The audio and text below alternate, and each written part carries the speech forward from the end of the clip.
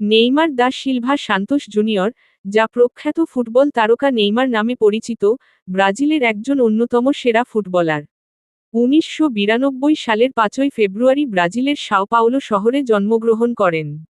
ছোটবেলা থেকেই ফুটবলের প্রতি তার গভীর আগ্রহ ছিল, এবং তার পিতা, যিনি একজন ফুটবল কোচ ছিলেন, তাকে ফুটবল খেলার প্রতি অনুপ্রাণিত করেন।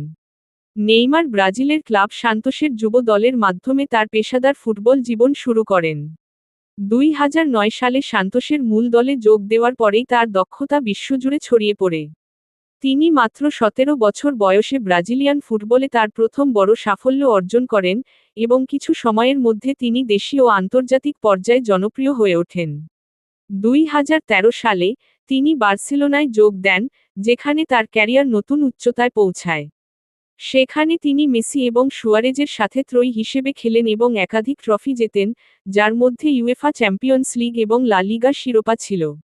২০১৭ সালে, প্যারিস সেন্ট জার্মেই পিএসজি ক্লাবে চলে যান, যেখানে তিনি নতুন চ্যালেঞ্জ গ্রহণ করেন এবং ফ্রান্সের শীর্ষ ক্লাবে তার প্রভাব তৈরি করেন।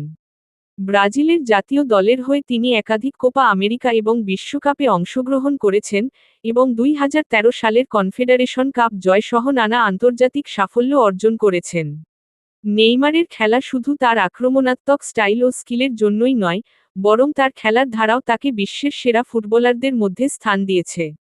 নেইমারের জীবন কাহিনী শুধু ফুটবলে নয়, তার ব্যক্তিগত জীবনের নানা দিকেও বিশেষভাবে আলোচিত। তিনি একজন সামাজিক মিডিয়া সেন্সেশন এবং বহু দাতব্য কাজের সাথে যুক্ত।